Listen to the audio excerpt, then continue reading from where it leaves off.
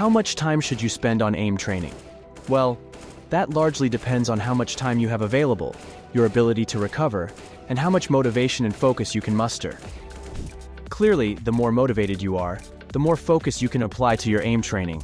Heightened focus actually means you can get by with less training per session, as the quality is higher, and thus you get more value of your training time.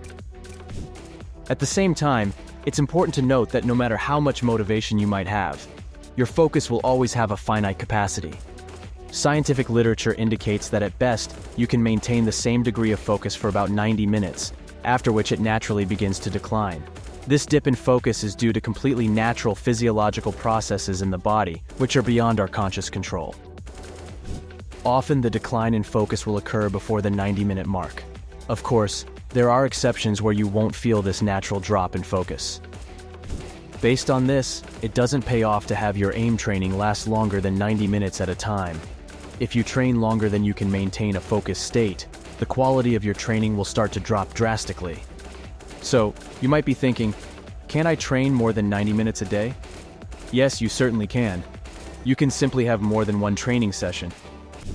The time between sessions doesn't even need to be particularly long.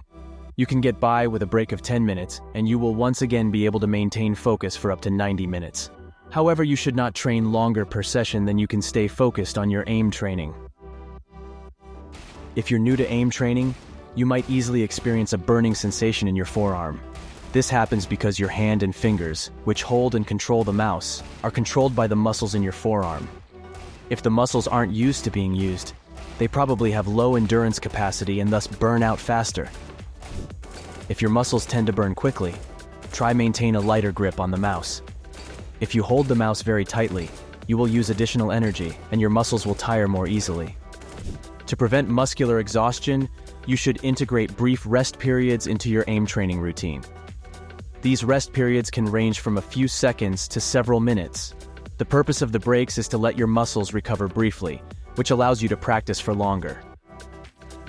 Once you've completed your aim training and any subsequent games, your focus should shift towards recovery for the next session. You do this, among other things, with a healthy lifestyle focusing on getting a good night's sleep, eating a sufficient amount of nutritious food, and moving your body away from the computer. If you fail to recover sufficiently between each aim training session, over time, you will experience more depletion than growth.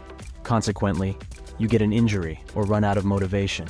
Therefore, you should not practice more than you can handle to ensure that you do not run out of energy or end up overloading your joints and muscles. What about time available? Of course, it makes sense that the more time you have, the better you can structure your training. This means that in periods where you have more time available, you can advantageously divide your training into 2 daily practice sessions. For example, one in the morning and one in the evening.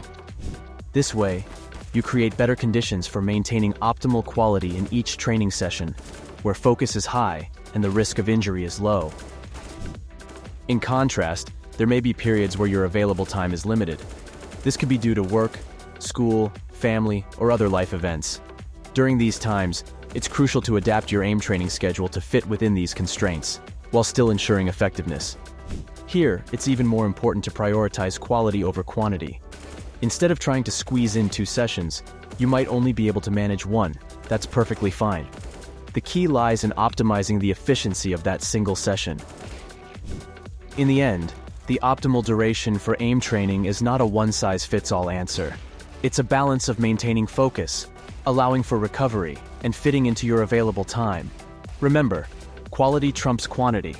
Aim for focused, effective training sessions rather than long, draining ones.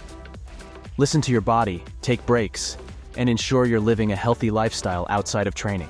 With these strategies, you'll be on your way to improving your aim in a sustainable and effective way.